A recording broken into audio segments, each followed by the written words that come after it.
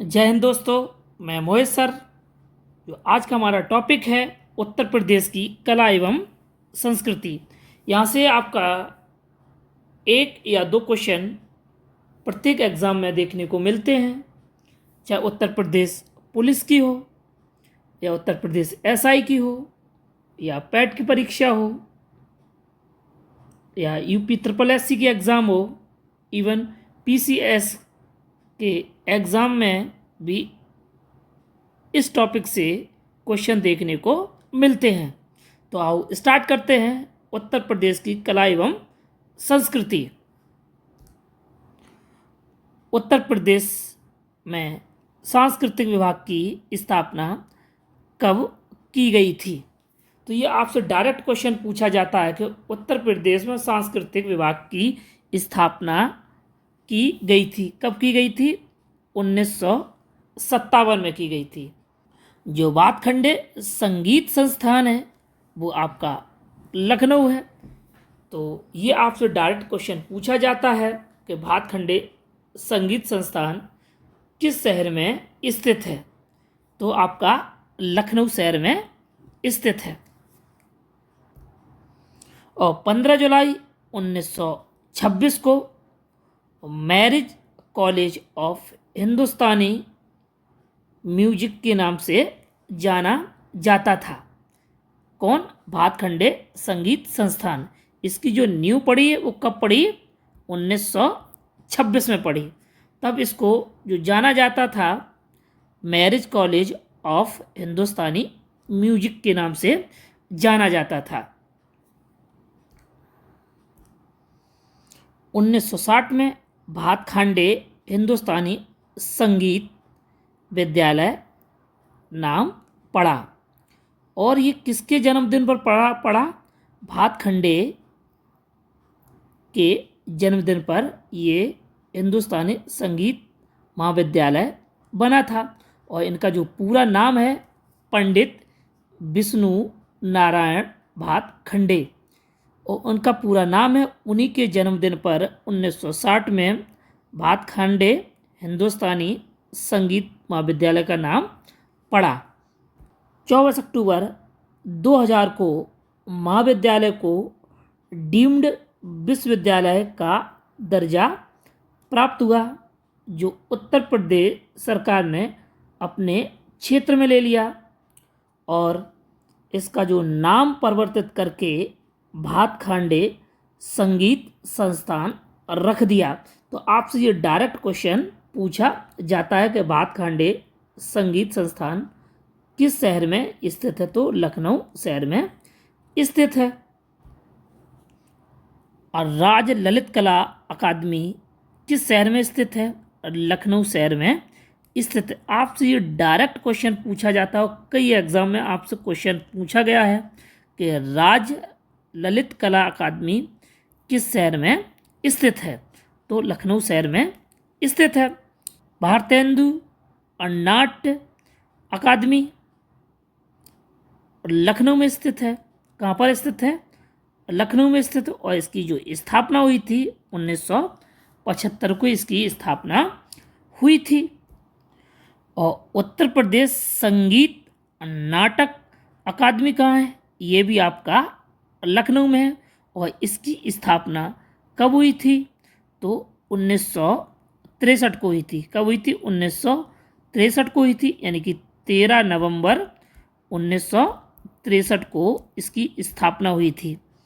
यानी कि संगीत की, किसकी हुई थी? संगीत नाटक की। और राष्ट्रीय कथक संस्थान कहाँ है? ये भी आपका लखनऊ में। तो सारे के सारे आपके लखनऊ में हैं।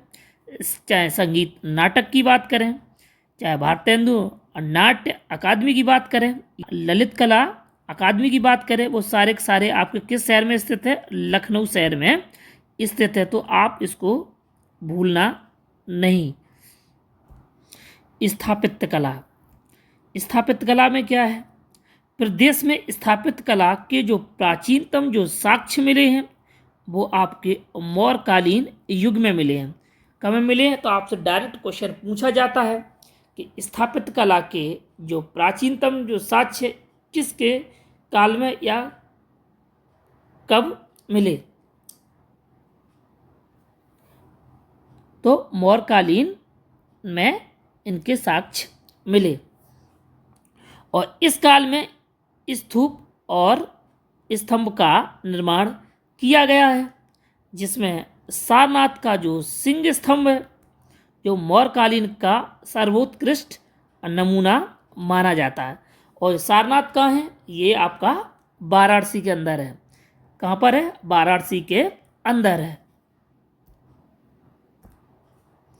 कुषाण काल में, इसमें भी आपसे डायरेक्ट क्वेश्चन पूछा जाता है कि मथुरा कला शैली अपने चरमोत्कर्ष पर पहुंच गई थी, यानी कि स्थापत्य कला की चरमोत्कर्ष पर किस काल में पहुंच गई थी? तो कुषाण काल में पहुंच गई थी, है ना। कौन सी? मथुरा कला शैली।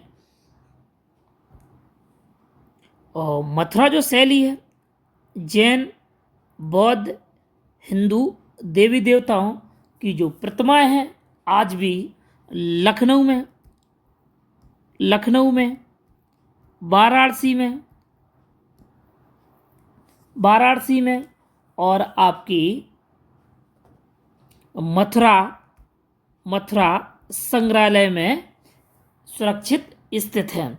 तो ये जो बौद्ध हैं, जैन हैं और हिंदू धर्म की जो देवी देवता हैं, उनकी प्रतिमाएं आज भी लखनऊ, वाराणसी और मथुरा संग्रहालय में सुरक्षित रखी गई हैं। और गुप्त काल में सबसे ज़्यादा मंदिरों का निर्माण हुआ है। जो स्थापत्य कला के अंतर्गत आपसे पूछा जाता है कि मंदिरों का निर्माण किसके काल में हुआ, तो गुप्त काल में हुआ।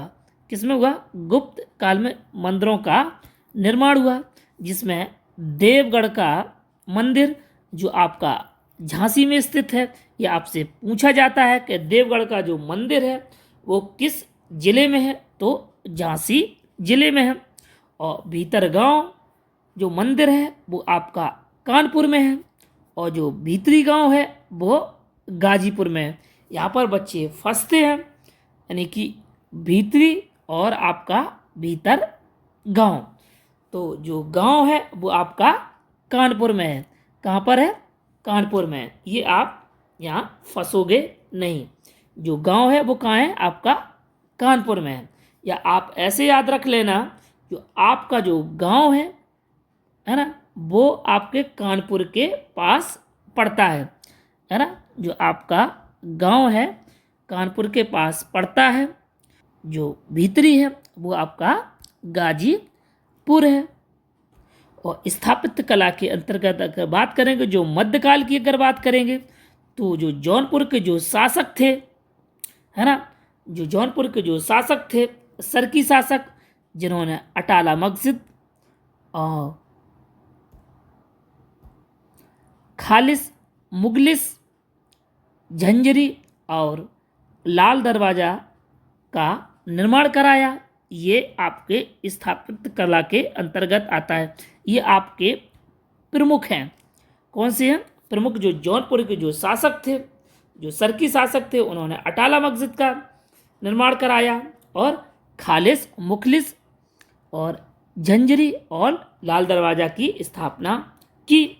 जो इब्राहिम जो सरकी था, उसने 1408 में अटाला मस्जिद का निर्माण कराया था। ये आपसे कई बार क्वेश्चन पूछा गया है कि अटाला मस्जिद का निर्माण किसने कराया, तो इब्राहिम सरकी ने कराया। अगर मध्यकाल की बात करेंगे तो जो बाबर ने अयोध्या और संभल में मस्जिद का निर्माण कराया स्थापत्य कला के अंतर्गत। जो असफुद्दौला है और इसने जो निर्माण कराया वो बड़ा इमामबाड़ा, छोटा इमामबाड़ा, रूमी दरवाज़ा, मोती महल, केसरबाग महल, इमामबाड़ा का मेहराव दार हॉल, जो विशुद्ध लखनऊ कला का एक नमूना है। विशुद्ध लखनऊ कला का एक क्या है? नमूना है, जो विश्व प्रसिद्ध है। क्या है? विश्व प्रसिद्ध है। और ये सारी की सारी आपके लखनऊ में है। सारी की सारी कहाँ है? ये आपकी लखनऊ में स्थित है। चाहे बड़ा इमाम बाड़ा की बात करें, चाहे रूमी दरवाज़ा की, चाहे मोती महल की, ये सारी की सारी आपकी कहाँ है? लखनऊ में स्थित है। और चित्रकला की अगर हम बात करेंगे तो भारतीय कला एवं संस्कृति का जो केंद्र रहा है वो आपका उत्तर प्रदेश रहा है। कौन सा राज्य रहा है? उत्तर प्रदेश रहा है, जिसमें जो मिर्ज़ापुर और सोनभद्र है इसमें इसके प्राचीनतम साक्ष्य मिले हैं। जैसे पंचमुखी, मनिकपुर, होशंगाबाद और रायगढ़ और लिख न्याद्री, ये आदि जो स्थान है यहाँ पर आपके जो प्राचीनतम साक्ष्य मिले चित्रकला के। अगर हम मध्यकाल की बात करेंगे चित्रकला की, जिसमें से मुगल शैली या फिर आगरा शैली के नाम से जाना जाता है, क्योंकि जो मुगल जो थे वो आगरा में ही निवास करते थे। और मध्यकाल में जो चित्रकला की जो नींव डाली है वो हुमायूं ने। किसने डाली? मध्यकाल में चित्रकला की जो नींव डाली गई वो हुमायूं द्वारा डाली गई। जो हुमायूं फारस से 2 चित्रकार लेके आया था। जो पहला चित्रकार था मीर सैयद अली और जो दूसरा चित्रकार था ख्वाजा अब्दुस समद, जो फारस से लेकर आया था। आपसे क्वेश्चन पूछा जाता है, ऐसा कौन सा मुगल बादशाह है जो फारस से 2 चित्रकार लेके आया था? तो हुमायूं 2 चित्रकार लेके आया था। और अकबर ने चित्रकला के लिए एक अलग विभाग का निर्माण कराया था। यानी कि अकबर ने चित्रकला के लिए एक अलग से विभाग बनाया था, जिसमें उसमें 15 चित्रकार थे। जैसे दसवंत, बसावन, महेश, लाल मुकुंद, ये आदि आपके 15 चित्रकार थे। और इन्होंने 1200 चित्रों को एक जगह संग्रह किया था, जिसका नाम हमज नामा है। जिसका नाम क्या है? हमज नामा, जो मीर सैयद के संरक्षण में रखा गया था। यानी कि 1200 चित्रों को संरक्षण करके रखा गया था हमज नामा में। ये भी आपसे क्वेश्चन पूछा गया है। जहांगीर के काल को चित्रकला का स्वर्णकाल कहा जाता है। तो आपसे क्वेश्चन पूछा जाता है कि किसके काल को चित्रकला का स्वर्णकाल कहा जाता है? तो जहांगीर के काल को चित्रकला का स्वर्णकाल जहांगीर के काल को कहा जाता है। यानी चित्रकला की अगर बात करेंगे तो ये जहांगीर के काल में चरमोत्कर्ष पर थी। और मुगल में अगर चित्रकला का स्वर्णकाल कहा जाता है, मुगलों में चित्रकला का स्वर्णकाल जहांगीर के काल को कहा जाता है। और जहांगीर ने आगरा के अंदर एक चित्रशाला बनवाया था। जहांगीर को इतना अनुभव हो गया था कि कोई भी एक चित्र देखकर वो चित्रकला को पहचान लेता था कि किसने आँख बनाई है और किसने हाथ बनाया है। वो चित्रकारों के नाम भी जान लेता था। और औरंगजेब के कार्यकाल में चित्रकारों को संरक्षण मिलना बंद हो गया था। बात करेंगे जो मथुरा में है, जैन चित्रकला का विकास हुआ। किसका हुआ? मथुरा शैली में जैन चित्रकला का विकास हुआ। आधुनिक चित्रकला का जो विकास जो माना जाता है वो 20वीं शताब्दी को माना जाता है। आपसे अगर क्वेश्चन पूछा जाता है कि आधुनिक चित्रकला का जो विकास माना जाता है वो किस शताब्दी को माना जाता है, तो 20वीं शताब्दी को माना जाता है।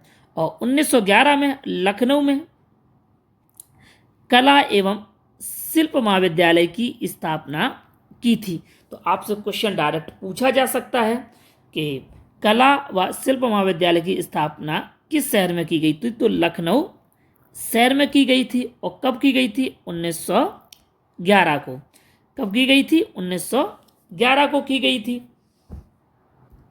और इसी का जो नाम परिवर्तित करके 1962 में नाम परिवर्तित करके ललित कला अकादमी रख दिया गया। कब रख दिया गया? 1962 के अंदर। और 1920 में वाराणसी में भारतीय कला परिषद बनाई गई। तो भारतीय कला परिषद कहाँ बनाई गई? ये मोस्ट इम्पोर्टेंट क्वेश्चन है। ये आपसे कई बार एग्जाम में पूछा गया है कि भारतीय कला परिषद किस शहर में बनाई गई। तो वाराणसी शहर में बनाएगी। कब बनाएगी? 1920 में। और 1950 में काशी हिंदू विश्वविद्यालय में, यानी कि BHU में, किसमें? BHU में भारत कला भवन की स्थापना की गई। तो यहाँ पर भी बच्चे फंसते हैं। ये कहाँ बनाया गया? यानी काशी के अंदर जो BHU विश्वविद्यालय है उसके अंदर भारत कला भवन को बनाया गया है। संगीत कला यानी शास्त्रीय गायन, और जो संगीत कला है वो आपके किस वेद में है? वो आपके सामवेद में। ये भी आपसे क्वेश्चन कई बार एग्जाम में पूछा गया है। तो संगीत किस वेद में मिलता है? तो सामवेद में मिलता है। यानी कि सा से संगीत, सा से सामवेद। यहाँ से आप मिला सकते होगे, आप जल्दी से एग्जाम में भूलोगे नहीं। भरत मुनि का जो नाट्य शास्त्र है, एक इनकी पुस्तक है। नाट्य शास्त्र किसकी है? भरत मुनि की। ये भी आपकी इम्पोर्टेंट पुस्तक है। जो उत्तर भारत का संगीत का बाइबल कहा जाता है। तो आपसे डायरेक्ट क्वेश्चन पूछा जा सकता है, संगीत का बाइबल किसे कहा जाता है? तो नाट्य शास्त्र को कहा जाता है। और किसने इसकी रचना की? तो भरत मुनि ने इसकी रचना की। बड़ी ही फेमस ये पुस्तक है। अगर मध्यकालीन की बात करेंगे, जिसमें आपके अमीर खुसरो आते हैं, और इनका जो जन्म हुआ था 1223 में हुआ था, कासगंज पटियाली गांव में। तो आपसे डायरेक्ट क्वेश्चन पूछा जाता है। और 2018 के एग्जाम में आपका पूछा गया था कि अमीर खुसरो का जन्म किस जिले में हुआ है? तो कासगंज पटियाली गांव में हुआ। अमीर खुसरो ने ईरानी व फारसी संगीत रागों में भारतीय प्रचलित रागों का मिश्रण किया। यानी कि भारतीय जो राग थे और ईरानी और फारसी जो राग थे उनका मिश्रण करके कई रागों का इन्होंने निर्माण किया है ना। तो खुसरो ने ईरानी अंदाज में एक तो कव्वाली और दूसरी आपकी तराना। तो आपसे क्वेश्चन पूछा जा सकता है कि कव्वाली और तराना किसने बनाई या किसने प्रचलित की? तो अमीर खुसरो ने प्रचलित की। और ये भारतीय रागों का मिश्रण है, यानी कि जिसमें ईरानी और भारतीय रागों का मिश्रण कव्वाली और तराना में देखने को मिलता है। और खुसरो ने देश में प्रचलित ध्रुपद गायन शैली में और इसमें ईरानी शैली का सम्मिश्रण करके एक नई शैली का प्रचलन किया, जिसको ख्याल शैली कहा जाता है। तो आपसे डायरेक्ट क्वेश्चन ये पूछता है कि ख्याल शैली कौन लेके आया? तो अमीर खुसरो लेके आया। कौन आया? अमीर खुसरो लेके आया, या उसने प्रचलित यहाँ पर की किसकी? ख्याल शैली का। ये भी क्वेश्चन कई बार आपका एग्जाम में पूछा गया है। और गायन शैली को दो भागों में बांटा गया है। एक आपकी उत्तर भारत की हिंदुस्तानी और दक्षिण भारत की कर्नाटकी। यानी इसको भी आपके गायन को दो भागों में बांटा गया, एक उत्तर भारत की हिंदुस्तानी और दक्षिण भारत की कर्नाटकी। और खुसरो ने तबला व सितार का आविष्कार किया।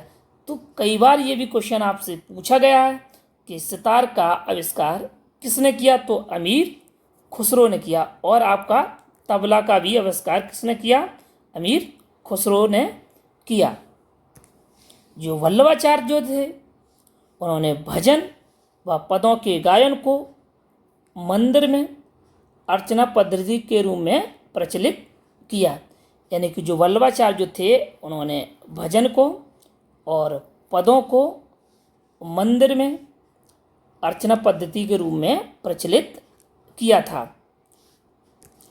तो वल्लभाचार्य के जो शिष्य थे जिन्हें अष्टछाप कवि भी कहा जाता है, जो अष्टछाप जो कवि थे वो आपके सूरदास, परमानंद दास, कुंभन दास और कृष्णदास, नंददास, चतुर्भुज दास और गोविंद स्वामी और चित्त स्वामी, ये आपके सारे आपके अष्ट कवि कहलाते हैं।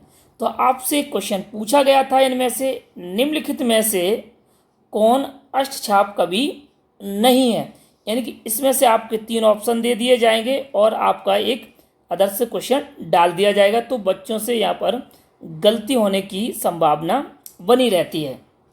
और जो वल्लभाचार्य के जो शिष्य थे वो आपके 4 शिष्य थे। कौन कौन से थे, सूरदास, परमानंद दास और कुंभन दास और कृष्णदास, ये आपके वल्लभाचार्य के शिष्य थे। और विट्ठल दास के जो शिष्य थे नंददास, चतुर्भुज दास, गोविंद स्वामी और चित्त स्वामी, ये आपके 4 विट्ठल दास के थे। और जो वल्लभाचार्य के 4 शिष्य थे, इन 4 को दोनों को मिला के, यानी कि वल्लभाचार्य के शिष्यों को और विट्ठल दास के शिष्यों को मिलाकर अष्टछाप कवि कहा जाता है। तो आपसे यहाँ भी आपसे क्वेश्चन फंसा सकता है कि निम्नलिखित में से वल्लभाचार्य के शिष्य नहीं है ना। तो इस प्रकार से आप ध्यान रख सकते हो। जो अष्टछाप जो कवि थे,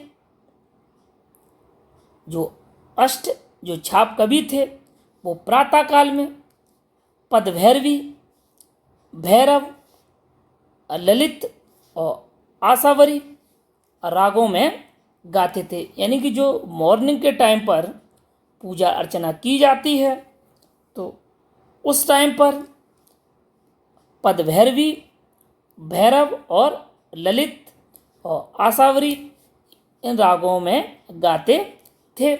और मध्यकालीन में यानी कि लंच के टाइम अगर बोला जाए तो वहाँ पर भी जो गाते थे यमन, धनाश्री, पूर्मा, केदार और कनहरा, ये ईटीसी आपके यानी कि मध्याह्न काल में गाते थे। लिम्बार्क जो संप्रदाय है इसके जो प्रवर्तक हैं वो स्वामी हरिदास है। तो आपसे डायरेक्ट क्वेश्चन पूछा जा सकता है कि लिम्बार्क संप्रदाय के जो संस्थापक हैं वो कौन हैं, तो स्वामी हरिदास हैं। और हरिदास जी ने श्री कैलिमल और अष्टछाप की रचना की थी। तो आपसे डायरेक्ट क्वेश्चन कई बार एग्जाम में पूछा गया है कि हरिदास ने कौन कौन सी रचनाएं की थी, तो श्री कैलिमल और अष्टछाप की रचना की थी। जो हरिदास जी का जो जन्म हुआ था वो अलीगढ़ के हरिदास ग्राम में हुआ था और इन्होंने अपना जो जीवन है वृंदावन के निधिवन में व्यतीत किया है। और ग्रंथ जो इनकी एक जो ग्रंथ है नाथ विनाद, स्वामी हरिदास की जो एक ग्रंथ है नाथ विनाद, इसमें 8 शिष्यों का वर्णन है। जो इनके 8 जो शिष्य हैं वो इस प्रकार हैं बेजू, गोपाल, मदन राय, रामदास, दिवाकर पंडित, सोमनाथ पंडित, सौरसेन और तानसेन। ये किसके शिष्य हैं? स्वामी हरिदास जी के शिष्य हैं। अगर हम राग की बात करेंगे, जो तानसेन ने एक राग दीपक गाया और इन्हें जो ख्याति जो प्राप्त हुई थी वो बीड़ा में इन्हें सिद्धि प्राप्त हुई थी। किसको? तानसेन को। तो आप इससे क्वेश्चन पूछा जा सकता है कि बीड़ा के आविष्कारक कौन है? तो तानसेन है। कौन है? तानसेन है। जो बेजू थे वो राग के प्रवर्तक थे। किसके थे? राग मेघ के प्रवर्तक थे। कौन? बेजू। और जो गोपाल जो थे माल कोश के थे। माल कोश के थे। कौन? गोपाल। जो स्वामी हरिदास जी थे वो ध्रुपद धमार के प्रवर्तक माने जाते हैं। ये भी कई बार क्वेश्चन आपका पूछा गया है कि ध्रुपद धमार के जो प्रवर्तक हैं वो कौन है? स्वामी हरिदास जी हैं। और मंदिरों में ध्रुपद गायन द्वारा अर्चना पद्धति का प्रवर्तक भी माना जाता है। जौनपुर के जो शासक हैं सुल्तान हुसैन सरकी ने कव्वाली की धुन पर बड़ा ख्याल का प्रवर्तक माना जाता है और टप्पा शैली का भी प्रवर्तक माना जाता है। तो सुल्तान हुसैन सरकी तो बड़ा ख्याल और दूसरा आपका टप्पा शैली का प्रवर्तक माना जाता है। तो ये आपका टॉपिक आज का कंप्लीट होता है और यहाँ से आपके एक या दो क्वेश्चन आपसे प्रत्येक एग्ज़ाम में या पुलिस के में या किसी भी एग्ज़ाम में आपके यहाँ से क्वेश्चन देखने को मिलते हैं। Thank you.